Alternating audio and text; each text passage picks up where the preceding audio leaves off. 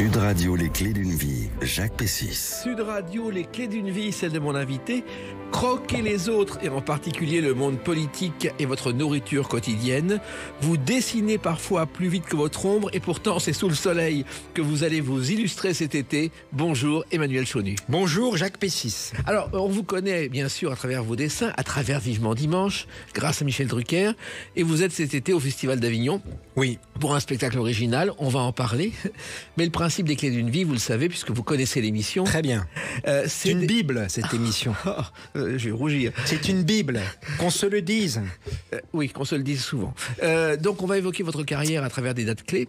Et la première que j'ai trouvée ne vous concerne pas directement, mais elle est familiale. C'est le 11 janvier 1982, une élection prestigieuse. Écoutez. Ah, le malheur, ça peut être... c'est... le malheur, c'est surtout ça. Ce jour-là, Pierre Chonu, votre père, est élu à l'Académie des sciences morales et politiques. Oui, pour un fils de cheminot, c'était pas mal. C'était quand même pas mal. À l'époque, l'ascenseur n'était pas en panne. L'ascenseur social marchait, oui.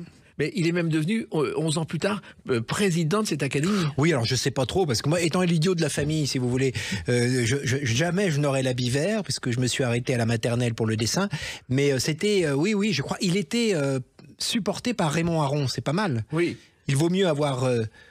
tort avec Jean-Paul Sartre que raison avec Aron. Mais quand même, Aron était visionnaire quand même. Alors, il se trouve que vous avez assisté à cette cérémonie, vous y êtes trompé. Oui, j'ai assisté, j'étais hyper timide, j'avais dessiné l'épée. Le médaillon de l'épée, et c'était à la Sorbonne, et donc voilà, j'ai dessiné cette épée que j'ai toujours, parce que mon père maintenant est aux cieux avec ma mère, parce que c'était un couple vraiment, hein. C'est une rencontre, mes parents, c'est un fils de cheminot, Aulnay-sous-Bois, et ma mère, c'était rue La Fontaine à Paris. Donc c'est à la Sorbonne, ils se sont rencontrés, c'était pas le même milieu, mais ça a fait boum. Oui, votre père Pierre Chonu était un historien qui a donné cours à la Sorbonne et qui était spécialiste en particulier, je crois, de l'histoire sociale et religieuse de l'Ancien Régime. Oui, c'est un démographe, il annonce nos 700 000 naissances en plein baby-boom, ce qui était mal vu à l'époque. Enfin, il faut jamais avoir raison trop tôt. Voilà. Vous le savez, Jacques. Oui, exactement. Alors, il se trouve qu'il a fait son mémoire, je ne sais pas si vous le savez, sur Eugène Sue. Oui. C'est quand même étonnant. Eugène Sue, il faut le rappeler, qui annonce le réchauffement climatique parce qu'il transpirait beaucoup. Voilà, c'est très drôle. Là, vous vous dites qu'entre le père et le fils, il y a eu quand même une dégénérescence. Voilà. Et votre mère est chercheuse, Huguette, je crois. Oui, elle était chercheuse. En fait, ma mère a passé sa thèse à mon père. Mon père a fait une thèse, mais elle était déjà prise. Et c'est Séville et l'Atlantique.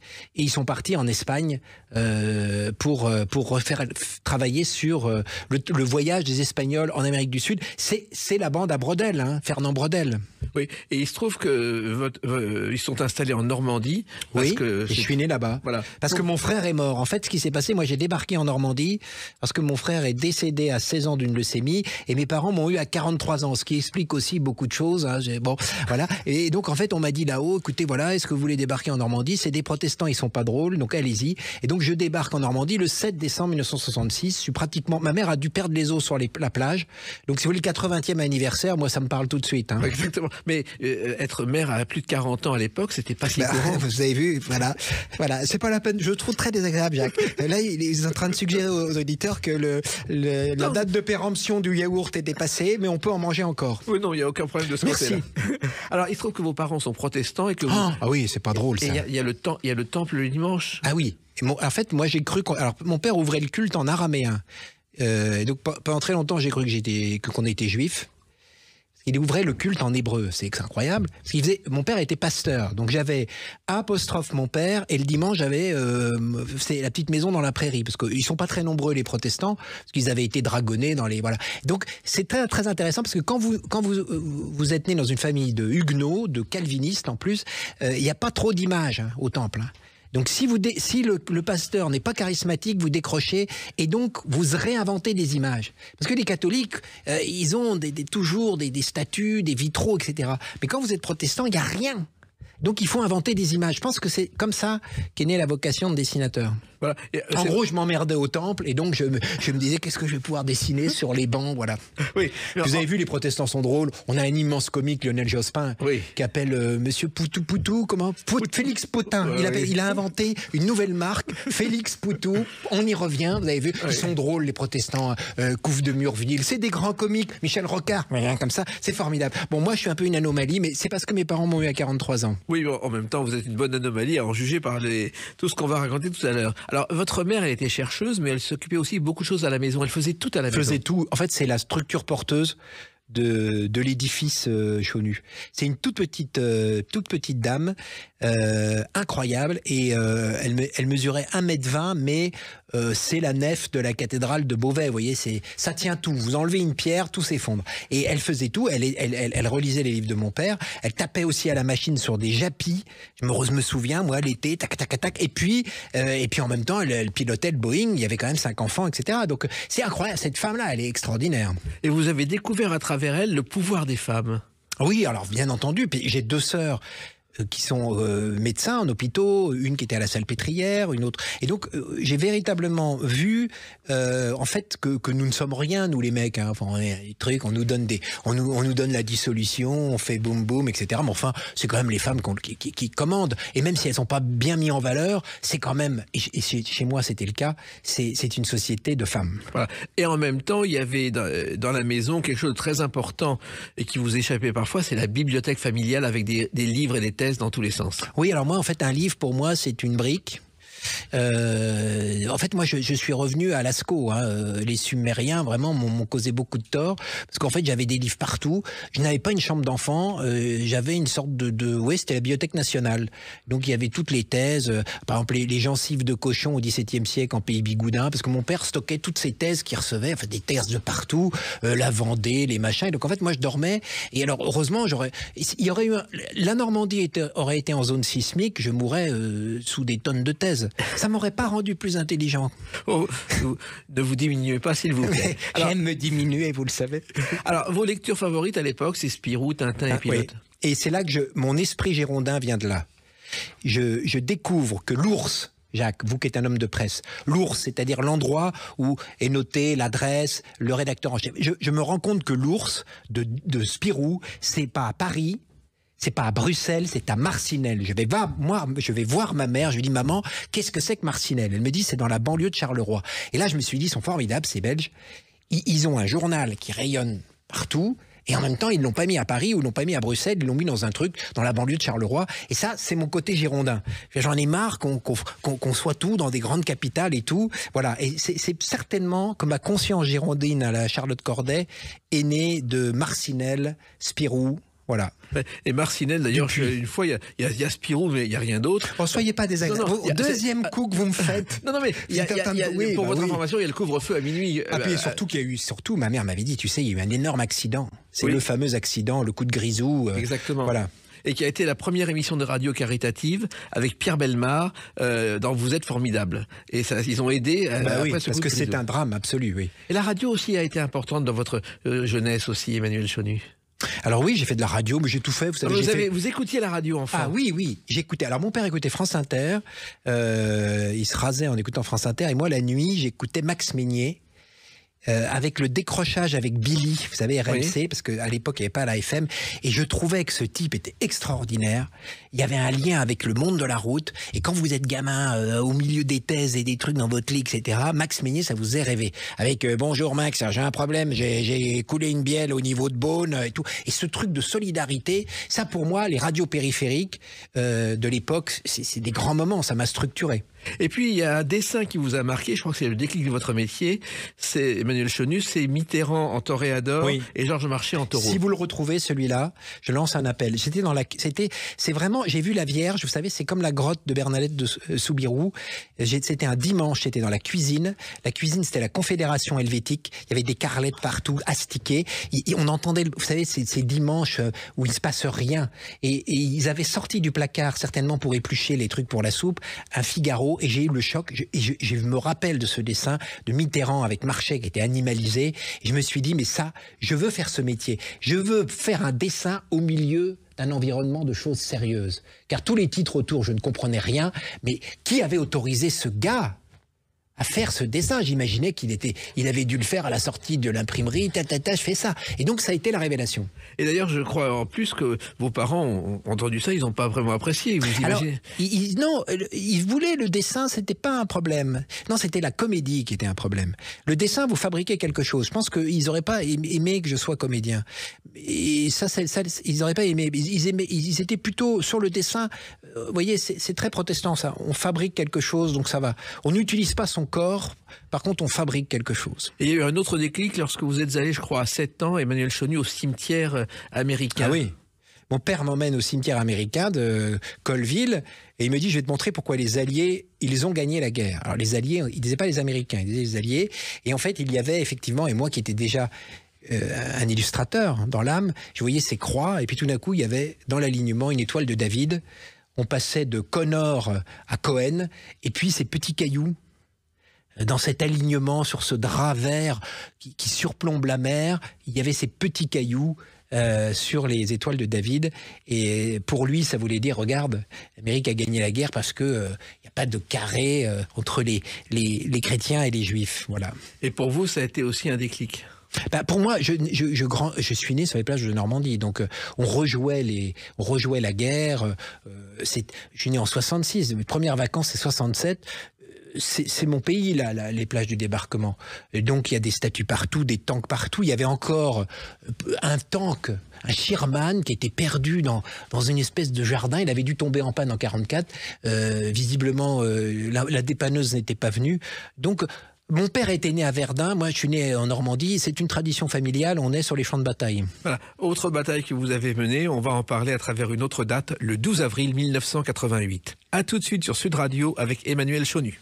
Sud Radio, les clés d'une vie, Jacques Pessis. Sud Radio, les clés d'une vie, mon invité Emmanuel Chonu, dessinateur, caricaturiste. On vous voit dans Vivement Dimanche avec le cher Michel Drucker. On va évoquer tout à l'heure votre spectacle à Avignon, vos débuts à Avignon. Oui. Et là, on revient à votre parcours. Et j'ai trouvé une date dans votre parcours, le 12 avril 1988. C'est votre première télé où vous n'êtes pas là. On présente un livre de dessin, Un chameau pour deux, et on en dit beaucoup de bien. C'est une émission Normandie Soir. Oui. Vous avez retrouvé des trucs c'est carrément archéologique. Hein. Oui, exactement. Mais moi, je me souviens de ce livre parce que vous vous rappelez comment je vendais mes livres, j'étais un peu un bonimenteur. Et un jour, je crois que c'est au Salon du Livre, je crie un chameau pour deux, deux bosses pour vous porter bonheur. Et à ce moment-là, un monsieur au bras de sa femme arrive et c'était un bossu. Et j'étais très gêné. Il avait de l'arthrite, un homme qui était vraiment, voilà. Et donc, vaut mieux, avec moi, faut mieux se taire quelquefois. Vous savez, vaut mieux dessiner, tais-toi. Dessine et tais-toi. Enfin, de ce livre, on en dit beaucoup de bien. Parce que je crois que c'est à l'heure de l'élection présidentielle, entre Mitterrand et Chirac. Oui, parce que c'était la première fois qu'il y avait la cohabitation. Voilà. Et donc, tout ce qui était en duo, les tandems, moi, je me disais qu'il y avait une traversée du désert. C'était prémonitoire parce que Barre avait dit à Chirac, ne n'y allez pas.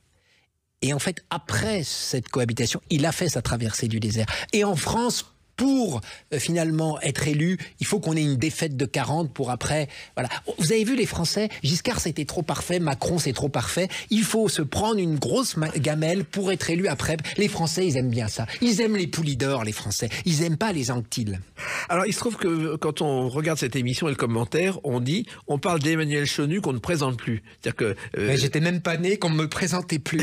C'est terrible. Et vous avez débuté, je crois, à 17 ans avec des dessins sur la Nouvelle-Calédonie. Oui, parce que je voulais être esclave du dessin. Et donc c'était déjà l'affaire calédonienne. Il y avait Pisani, il y avait Rocard, il y avait cette forme de biface. La Nouvelle-Calédonie, c'est un bout de lance. Hein. À chaque fois, ça nous revient dans les tutes. Et donc je me suis dit, je veux faire ce métier. Je veux m'astreindre à ça tous les jours. Et je crois que Faisan avait dit, mais Emmanuel, tu te trompes. La chute par le texte, ne la mets pas à gauche, mais à droite. Parce que j'inversais les bulles. J'étais un gamin et je dessinais comme un pied. Mais c'était quand même mon maître, Faisan. Oui, mais vous aviez appris à dessiner ? On n'apprend pas à dessiner. On n'apprend pas à dessiner, c'est un don. Et après, soit on travaille, soit on ne travaille pas. Et vous avez travaillé ? Oui, c'est comme l'agriculture. Vous pouvez avoir un champ avec une terre fertile. Si vous ne le cultivez pas, rien ne pousse. Alors, il se trouve que, effectivement, Jacques Faisan, qui a été au Figaro pendant des décennies, est votre maître, mais il y a quelqu'un aussi qui a compté dans votre vie. Écoutez sa voix. Qu'est-ce que vous voulez que je fasse? Des dessins à la Penney, par exemple, dans le... Cabu, avec des le cher personnages Cabu, politiques, ça marche qui travaillait sur un bureau, moi je me souviens, avec des journaux partout par terre, Oui. pas classés. Et vous savez, la première rencontre avec Cabu, c'est Hermanville-sur-Mer. Mon père loue une maison pour écrire ses bouquins.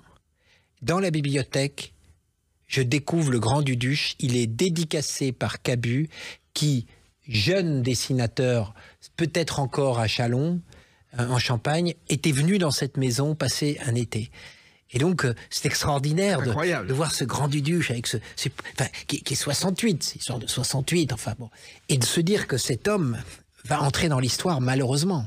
Alors il se trouve que le beauf qu'on voit dans le Grand Duduche, c'était le patron du café où il se rendait tous les matins pour aller à l'école.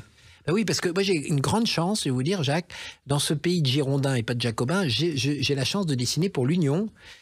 Et l'Union, c'est le premier journal, l'Union de Reims, qui a vu naître Cabu. Alors il se trouve, oui exactement, il se trouve aussi qu'il y a eu au départ un concours, un tour du monde je crois qui s'est passé. Ah oui, écoutez-moi qui suis un anxieux total, qui déteste l'avion. Une amie me dit, c'est les 20 ans de la BNP, il faut faire un concours. Alors je fais un dessin et ce dessin c'était déjà inspiration d'actualité. Des gens avaient laissé une personne âgée sur une planète avec un scaphandre, c'était le grand-père, pour pouvoir partir en vacances à Saturne. Et en gros ils abandonnaient le vieux, comme on abandonne un chien sur la Nationale 7. Et Jacques Chancel était dans le jury et donc j'ai gagné. Et je me suis retrouvé pendant 1 mois à faire le tour du monde de toutes les BNP. C'est quand même, bon, c'est bien, et en même temps, franchement, visiter toutes les BNP, de Hong Kong en passant par Hawaï, etc.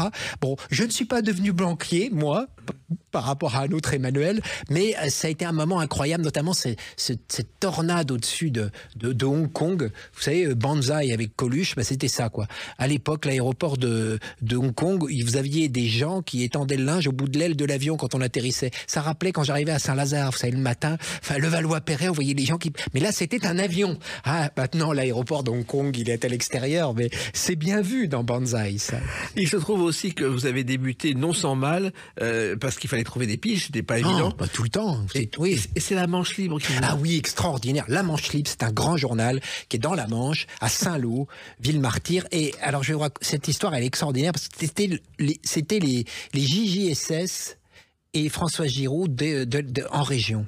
C'était un couple de résistants qui tenaient ce journal et ils vous recevaient le bureau côte à côte, monsieur et madame. Et monsieur Leclerc me dit, monsieur Chonu, quel intérêt auriez-vous à collaborer à un aussi petit journal que le nôtre? Et là, j'ai pas répondu façon jacobin. Je ne lui ai pas dit, écoutez, monsieur, c'est très bien pour faire ses classes. J'avais vu sur la une du journal, La Manche Libre, premier hebdomadaire régional de France. Et je réponds comme ça à monsieur Leclerc. Mais pas du tout, monsieur. Vous êtes le premier hebdomadaire. Et donc, ça a duré des années. Voilà. La Manche Libre, c'est mes premiers pas. Et c'est ce contact avec les gens, parce que c'est un journal exceptionnel, de qualité, et qui, c'est la France, c'est pas la France des bobos, si vous voulez. C'est vraiment la France que j'aime bien, moi. Mais c'est l'un des rares journaux qui a encore sa radio et son imprimerie. Et totalement indépendant, racheté par personne. Mais c'est l'esprit de la Manche, vous savez. Quand vous allez dans la Manche, il y a cette particularité. C'est un magnifique département, de Cherbourg à Avranches. C'est un peu comme la Vendée. Je dirais que c'est la Vendée des Normands. Voilà. Donc, il y a la Manche, et puis il y a le bras long du directeur de Ouest France. Ah oui, Mémorial. Qui vous repère aussi dans un concours. Alors, il me repère grâce au directeur du Mémorial de Caen, Stéphane Grimaldi, qui... il a fait un très beau discours contre la peine de mort, lui qui était catholique, devant des jeunes au Mémorial. Et donc, je dessinais en direct. Ça, c'est ma spécialité, dessiner en direct. C'est pour ça que je monte sur scène maintenant. Et c'est Monsieur Hutin. Monsieur Hutin, c'était l'un des derniers directeurs de journal et en même temps patron de presse et journaliste. Ça, c'est rarissime aujourd'hui. Oui. Et le premier quotidien de France. Et c'est au Mémorial de Caen qui m'a repéré.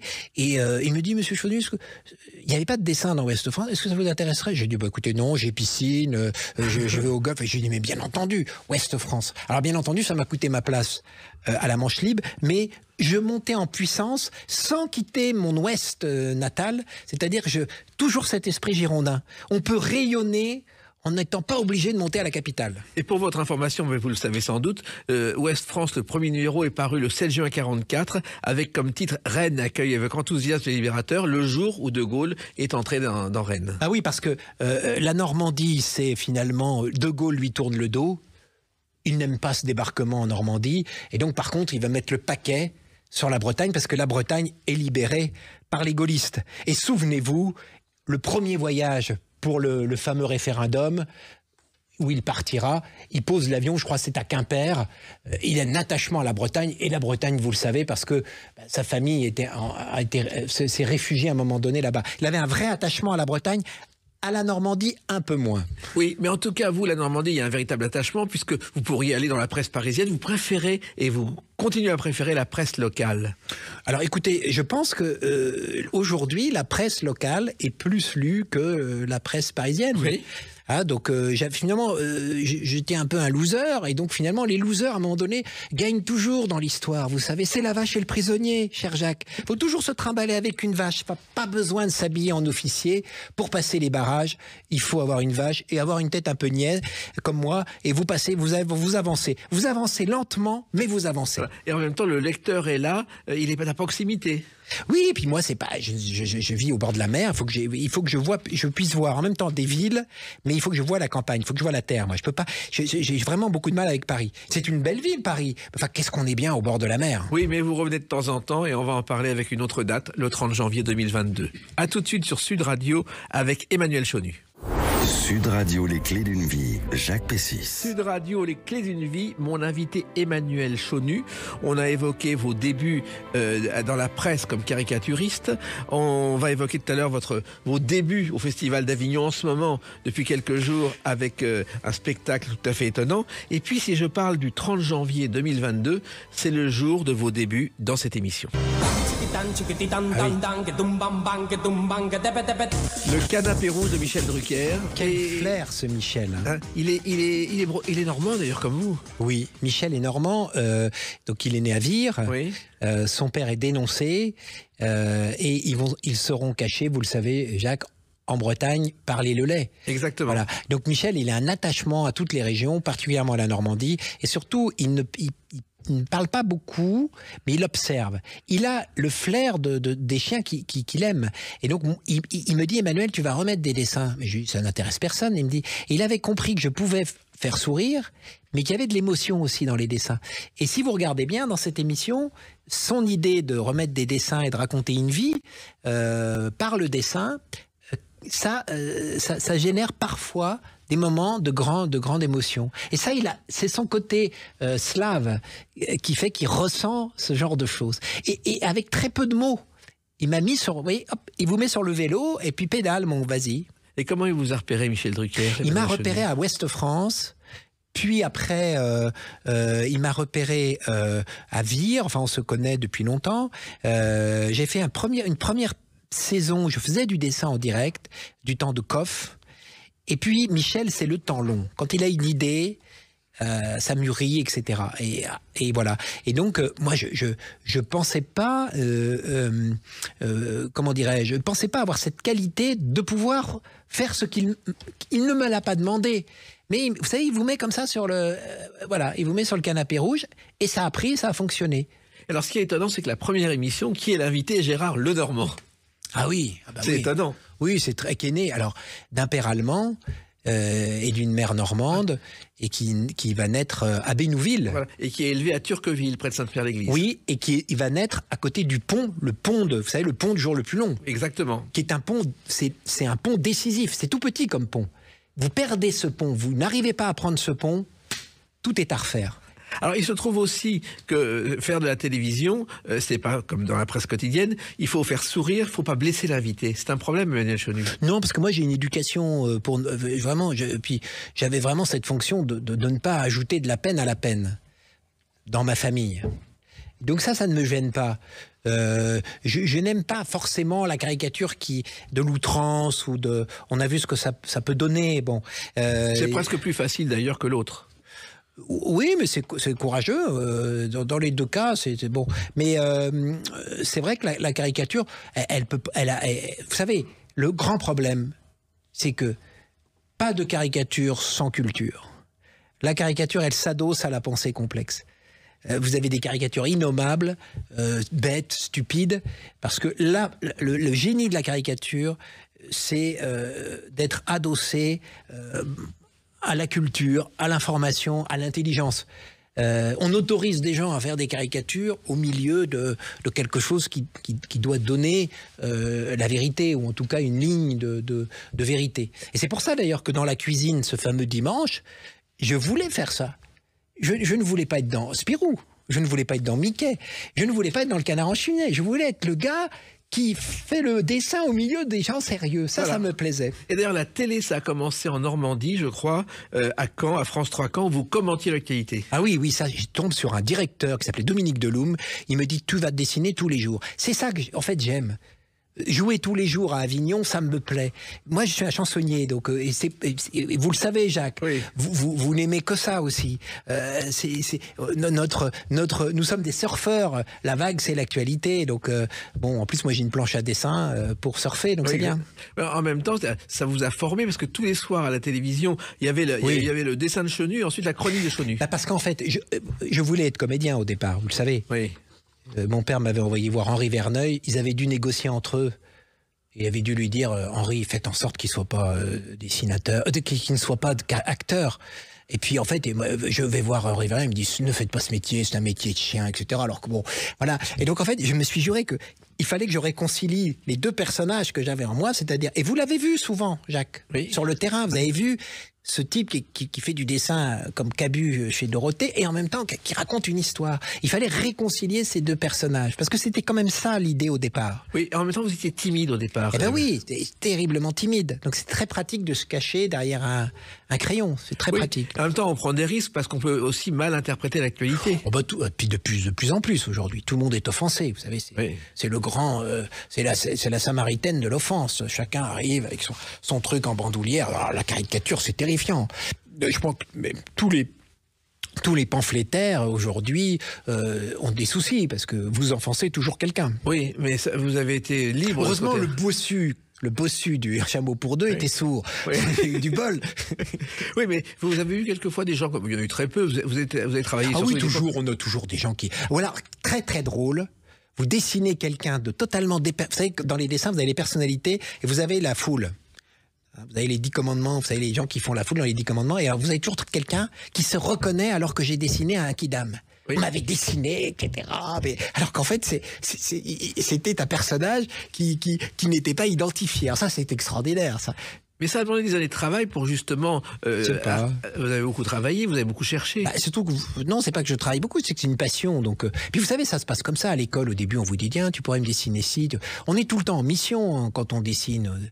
On dessine parce que c'est quelque chose où on ne s'en rend pas compte. Et puis après, les copains vous disent, tu devrais dessiner, dessine le prof. Oui. Voilà, c'est comme ça que ça se passe. Donc après, vous dessinez, et puis ça devient une espèce de machine, puis vous ne pouvez plus vous en passer. Voilà. Et d'ailleurs, parmi les causes que vous défendez, il y a les droits de l'homme. Ça aussi, c'est très important pour vous. Oui, alors les droits de l'homme, parce que... non, je dessine pour le concours international. Non, je suis contre les droits de l'homme. J'admire beaucoup les dictateurs. Je préfère le dire tout de suite. Je suis totalement dépassé, Jacques, les droits de l'homme. C'est un truc tarte à la crème. Non, moi, je suis totalement pour Franco, pour Mussolini, pour Staline. Vous voulez qu'on ait 10 000 lettres de protestation? Alors, c'est parce qu'en fait, je vous explique. Le mémorial de Caen, ça, c'est extraordinaire. Il y a un concours de plaidoirie avec des avocats.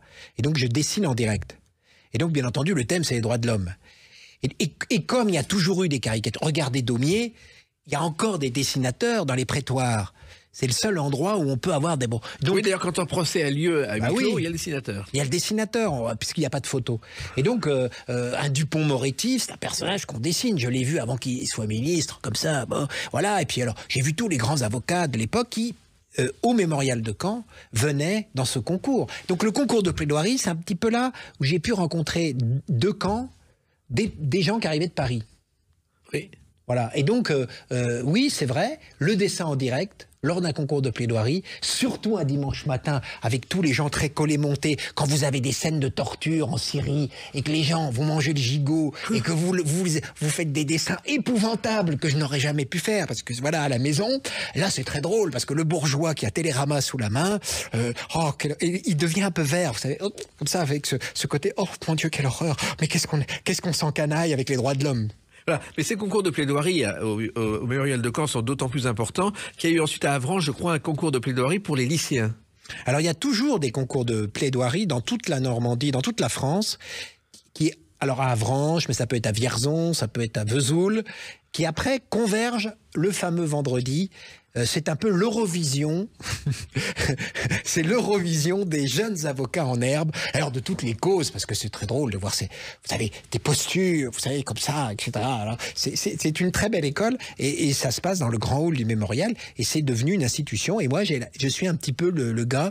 Alors les gens qui me connaissent pas, je suis tout sous mon portique avec ma caméra, et il y a toujours quelqu'un qui vous demande les toilettes, s'il vous plaît, parce que vous voyez, c'est mon côté, j'ai pas une gueule d'artiste, j'ai un petit côté d'un pipi dans ce truc-là, quelquefois. Oui. Alors, Avranches, justement, on connaît, hélas, parce que c'est là, le lendemain du débarquement, la ville a été bombardée. Pattonne. Oui, exactement. Et il y a quelqu'un qui se souvient de ça, c'est Jean-Paul Rouland, qui est toujours vivant, qui a 96 ans, qui était en vacances chez sa grand-mère juste à côté, et qui a vécu, donc, le lendemain du débarquement. Tout à fait. Il en parle avec beaucoup d'émotion. Et les frères Rouland disent que c'est très fin ce qu'ils disent. Ils disent, on nous a mis en Normandie, t'imagines, pendant la guerre, oui. Et en même temps c'est terrible, parce qu'au milieu des morts et c'est leurs plus belles vacances de leur vie. C'est extraordinaire. C'est-à-dire que dans l'enfance, les Américains qui donnaient des chewing-gums, le chocolat, et pourtant c'était terrible, c'est une bataille terrible. Et puis c'est Patton, Avranches, avec son Colt, c'est John Wayne. Et puis alors il s'énerve, Patton, parce qu'il y a Montgomery qui fait exprès, qui est l'anglais, vous savez, le type de la bataille d'Alamein, quand vous voyez la tête de Montgomery, il se détestait.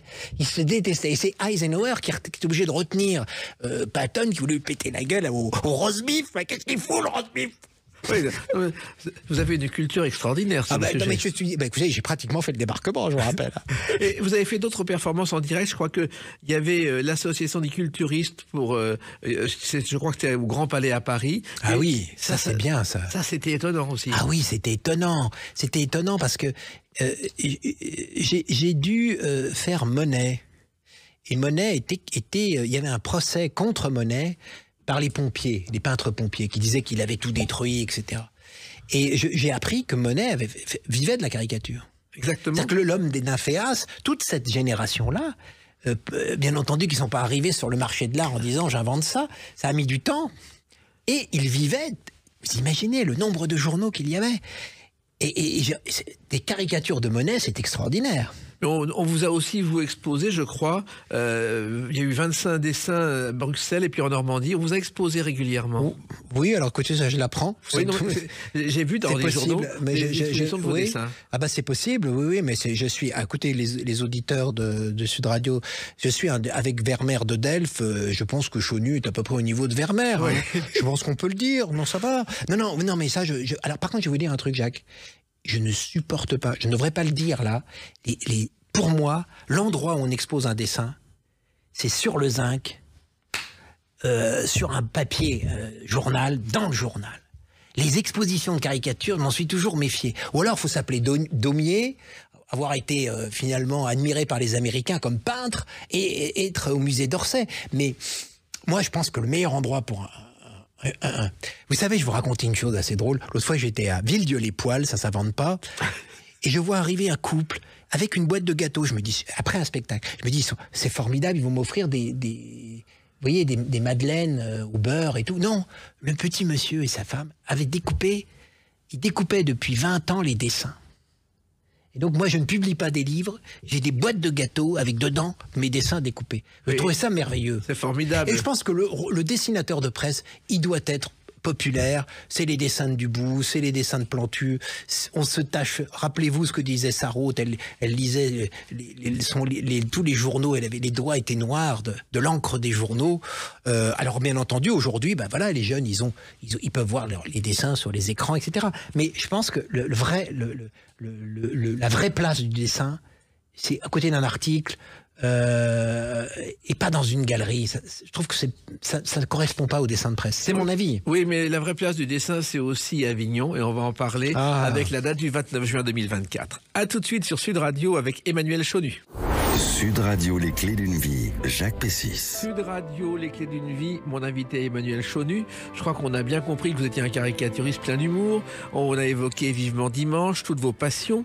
Et puis, depuis le 29 juin et pour un mois jusqu'au 21 juillet, vous êtes à Avignon, à la Maison Racine, 9 rue Racine, à 15h30 tous les jours. Et un caricaturiste au Festival d'Avignon. Bon, j'ai vu que Plantu avait participé à un débat, mais sinon, ça n'a jamais existé. Non. Écoutez, d'abord, il fallait que je fasse le buzz. Donc j'ai appelé un type qui vit à l'Élysée, qui s'appelle Emmanuel, qui a le même prénom que moi. Un mec je l'aime pas trop parce qu'il m'a piqué mon prénom. Oui. Moi je suis né en 66, lui il a dû naître en 77 je crois. Il m'a piqué mon prénom, j'ai pas. Bon finalement, je lui ai dit écoute Emmanuel, c'est la première fois qu'il y a un caricaturiste qui monte sur scène. Qu'est-ce que tu fais? Il me dit écoute, j'ai parlé à Brigitte, on va dissoudre l'Assemblée. Il est formidable. Voilà. Et là je dois dire que maintenant je suis totalement macroniste parce que grâce à lui, j'arrive à Avignon. Avant c'était mou du genou, il y avait pas parlé de l'Euro de foot ou Madame von der Leyen, on s'emmerdait. Là j'arrive avec un truc mais costaud quoi. Et je dis merci Emmanuel Macron. Je suis quand même le seul caricaturiste qui monte sur scène dans cette époque pratiquement historique quoi. C'est la Saint-Barthélemy, il se passe un truc là. L'autre il l'a fait pour moi. Et je dois dire qu'un homme qui fait quelque chose pour moi n'est pas totalement mauvais. Je le dis aux électrices et aux électeurs. Il est quand même gentil ce garçon d'avoir fait ça. Alors reconnaissez-le Jacques. Merci à Emmanuel Macron. Je reconnais surtout votre talent parce que il faut le faire. Et ça s'appelle le Chonu Show. Oui, ça fait un peu bizarre, je vous l'accorde. Besnard aurait du mal à le dire. Mais Chonu Show, ça fait un peu de truc dans une boîte sur la Côte d'Azur, un peu à Port-Barcarès ou je sais pas où. Ça fait un peu striptease, mais c'est fait exprès. Parce que quand j'étais gosse, les gamins me disaient quand t'es nu, t'as chaud, enfin des trucs comme ça. Et je me suis dit un jour j'utiliserai ça, moi qui suis pudique, et l'affiche, c'est donc moi qui danse, en pole dance, vous savez, et la barre, ce n'est pas une barre en aluminium, c'est un crayon. Et je m'effeuille comme ça. En fait, j'effeuille l'actualité. Mais je pensais pas que l'année où j'allais montrer mon cul, il y aurait une dissolution. Oui. Donc je me dis finalement je devrais me déshabiller plus souvent, peut-être qu'il y aurait l'actualité, bougerait un peu plus. Alors pourquoi d'abord cette idée, c'est un vieux rêve, être chansonnier, monter sur scène. Oui, pas d'être à poil. C'est venu petit à petit parce que vous avez commencé discrètement par des spectacles dans des petites salles comme le théâtre Galabru à Paris et d'autres. Je pense que c'est Charlie. Oui. Quand il y a eu les événements Charlie, je me suis dit écoute, tu es dessinateur, tu vas. Je suis dédoublé moi. Hein. Parce qu'il y a vous savez, c'est comme dans Tintin, il y a Milou l'ange, Milou le diable. Et donc il y a deux personnages en moi. Et donc il y a le dessinateur qui est un peu la fourmi, qui est laborieux, qui aime bien, ça. Et puis il y a le comédien qui lui dit mais quand est-ce que tu me laisses ma place? Et donc en fait, Charlie, je me suis dit le seul moyen de les honorer, tout en ne montrant pas forcément une facette de la caricature pour diviser, etc., c'était de réconcilier la part du dessinateur et la part de comédien qu'a en moi, et puis avec cette performance, parce que dessiner sur scène, c'est une performance. Alors ce spectacle, c'est très particulier. Vous êtes sur scène avec un écran, avec de quoi dessiner, et le public est là, et il n'y a rien d'autre comme décor. Mais non, mais je fabrique mon décor. Oui. C'est-à-dire que je raconte... Alors, faut savoir une chose, c'est que le dessin en direct, c'est pas la même chose que le dessin publié. Parce que par exemple, quand je fais le réchauffement climatique, je dessine un écureuil complètement asséché, etc. En fait, cet écureuil, je commence à le faire, je mets du jaune, j'entraîne les gens sur une émission animalière sur Arte, le problème du réchauffement, et tac, en dessous apparaît la gueule de Trump. Et c'est là que les rires. C'est ça, la magie du dessin en direct, c'est de construire un discours et de tromper les gens ou de les étonner en les entraînant vers quelque chose qu'ils n'attendaient pas. C'est un exercice particulier et très difficile. Alors c'est difficile, oui, mais en même temps, quand vous faites ça depuis très tôt, je voulais être comédien. Verneuil m'a dit non, c'est un métier. Donc, vous savez, la bête m'a rattrapé. Il y avait quelque chose en moi, vous savez, comme le précieux, qui était là, fait de la comédie, déshabille-toi sur scène. Non, c'est mal, c'est va-t'en, des rétros. Finalement, cette part de moi, avec la maturité, j'ai réussi à la faire rentrer dans le concret. Et il a fallu un événement historique.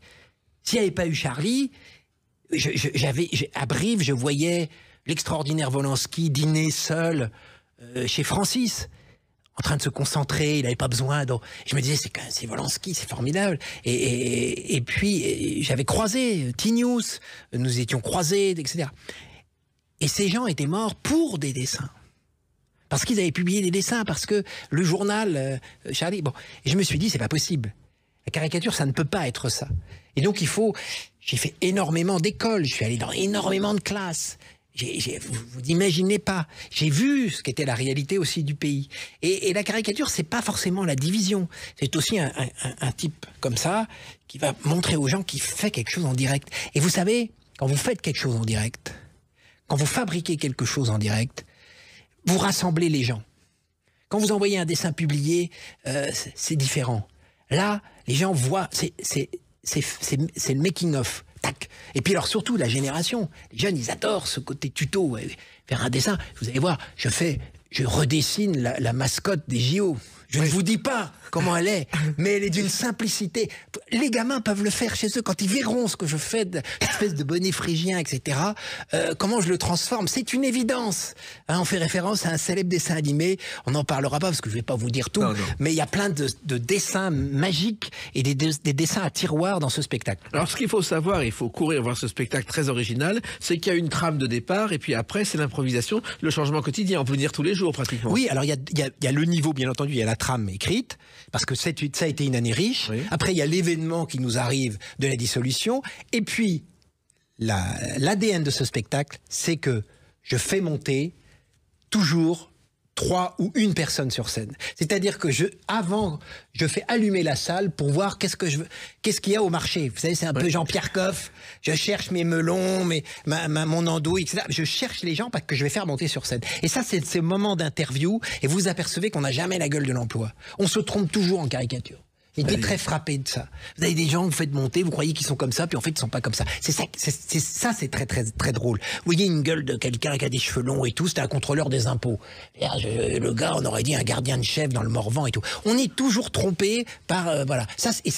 J'aime bien me tromper, faire des interviews un peu comme ça. Alors c'est pas vos interviews, c'est des interviews de kidam, mais ces kidam sur scène deviennent de véritables personnalités. Vous les appelez vos victimes quelquefois. Oui, j'espère passer dans Faites entrer l'accusé, vous savez. Emmanuel Chenu, le tueur de la Normandie, il caricaturait ses victimes, vous savez, Christophe Ondelat pourrait faire ça, par exemple.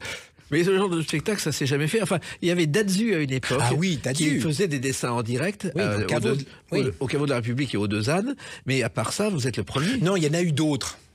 Il y en a eu d'autres, mais alors c'est une époque où il n'y avait pas la télé, notamment le fameux Daladier qui est revenu grâce à notre grande Valérie Ayé. Daladier était le taureau du je ne sais plus quelle région du sud-ouest, vous savez ça mieux que moi, et il y avait quelqu'un qui le dessinait très rapidement. Comme en fait Dazu était l'héritier de ces portraits charges qu'on commençait à la fin du 19e dans des théâtres. C'est-à-dire que ce sont des grandes feuilles, on dessinait comme ça, et puis on rajoutait quelque chose. En fait, je fais la même chose, mais plus moderne, parce que voilà, l'actualité, elle a bougé. On n'est plus sous Daladier. Et vous finissez sur le trottoir, paraît-il. Oui, je commence plutôt sur le trottoir. Mais ne dites pas trop ça, parce que les gens vont croire que je me fous à poil sur le trottoir. Regarde, j'ai vu Chaudieu et Avignon, quelle déchéance. Au pays de Mireille Mathieu, vous vous rendez compte ? Tout est possible. Non, mais c'est vrai que, en plus, c'est une promotion qui évite le tractage quotidien. Je crois qu'il faut vendre ou donner 200 tracts pour recueillir un spectateur. Ah oui, moi je suis formidable. Moi je pourrais lire n'importe qui. Moi je fais des dessins j'ai toujours fait des dessins dans les foires. Oui. Mais d'ailleurs, j'ai toujours fait des dessins partout. Dans les salons du livre, dans des congrès. Et donc c'est une école extraordinaire. Alors il se trouve aussi que Avignon, c'est quand même pour un Normand, c'est une autre destination. Ah oui, écoutez, c'est quand même, vous savez, c'est limite. Oui, c'est limite le Sahara pour moi. Je vous rappelle que l'eau sur la côte de Nacre devant Caen est à peu près moins 40. C'est pour ça qu'il y a des cabines de plage, vous savez, parce que la cabine est finalement à la plage ce qu'est le refuge à la montagne. c'est très froid l'eau là-bas. Donc il est pas sûr que ça se trouve on va devoir me rapatrier par Europe Assistance vu les chaleurs qu'il y a à Avignon. Non, la chaleur c'est vous qui la dégagez, c'est de la chaleur humaine. Bon. Mais il se trouve aussi que c'est le point de départ d'autre chose parce que je me suis un peu renseigné. Vous avez commencé donc discrètement au théâtre Galabru et ensuite il y a eu un château à Caen où vous avez aussi officié. Alors le château c'est le laboratoire. Le château de Guillaume le Conquérant, qu'on se le dise. Guillaume le Conquérant, c'était Guillaume le Bâtard. C'est quand même le gars qui a envahi l'Angleterre. Hein. Il n'y en a pas beaucoup. Hein. Pendant que Moment faisait la tapisserie. Enfin, bon, voilà. Mais dans le château de Caen, il y a le musée des Beaux-Arts. Et dans le musée des Beaux-Arts, il y a un auditorium. Et pour moi, c'est mon laboratoire. Le public vient et c'est là que je teste mes sketchs. Parce qu'il faut quand même régler le tir. Quand vous faites du dessin en direct, je sais ce qui marche, je sais ce qui ne marche pas. Donc c'est un peu mon Don Camillo à moi, sauf que, excusez-moi, mais c'est quand même dans le château de Guillaume le Conquérant. Oui, la classe. En même temps, c'est le point de départ. Vous appelez ça mon jour. Vous appelez ça mon jour le plus long. Oui, alors ça c'est l'histoire de mon enfance. C'est-à-dire que je me suis rendu compte que les Normands racontent le débarquement, même quand ils ne l'ont pas vécu. Vous savez, c'est le fameux syndrome du poilu de 14. Oui. C'est quand vous êtes né sur une zone de guerre, vous avez l'impression d'avoir vécu les événements.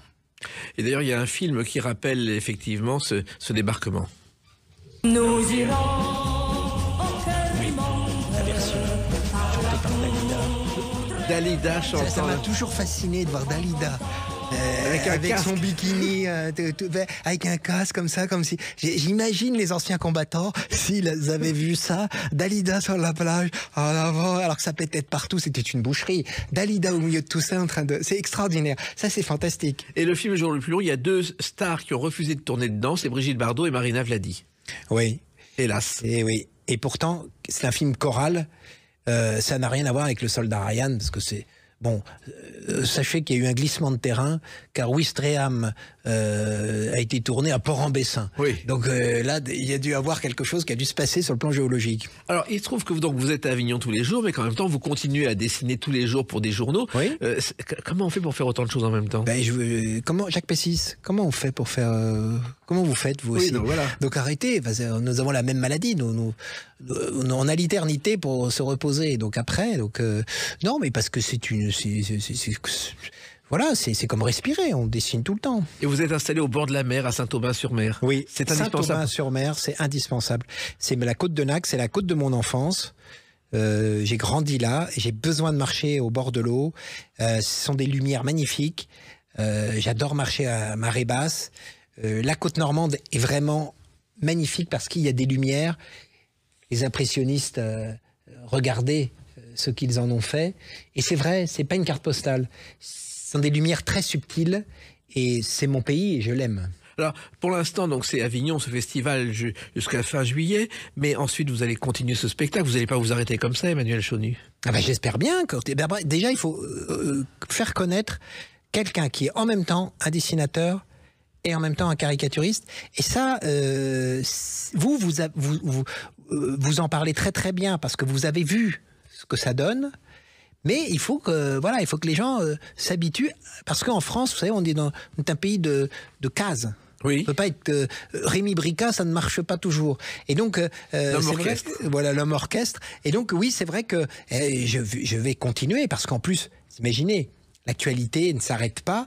Les territoires de France sont très riches. L'autre fois, j'étais au pays de Georges Sandre, à La Châtre. Et à La Châtre, ils ont 2 moutons comme statues. Ils ont vraiment un déficit de personnalité. Quand vous promenez dans la ville à La Châtre, vous promenez, il y a une statue en bronze. 2 moutons. Je leur ai dit, mais c'est extraordinaire quand même. Qu'est-ce qu'on s'emmerde d'aller chercher des personnalités? Auguste Tron, Germaine Couillard. Il suffit de prendre, vous mettez 2 cochons en Bretagne, 2 moutons. Et vous savez ce qu'on disait? 99 moutons plus un berrichon, ça fait 100 bêtes. Voilà. Vieille blague du XVIIIe siècle. Hein. Oui, votre culture est immense, et ce qui est aussi immense, c'est votre talent, puisqu'on va le retrouver donc jusqu'au 21 juillet à 15h30 exactement. À la Maison Racine, c'est au cœur d'Avignon, dans le festival Off. Et puis je suis sûr que ça va aller beaucoup plus loin, parce que vous le méritez largement. Merci Jacques. Merci Emmanuel Chenu. Merci beaucoup. À très vite. Les Clés d'une vie, c'est terminé pour aujourd'hui. On se retrouve bientôt. Restez fidèles à l'écoute de Sud Radio.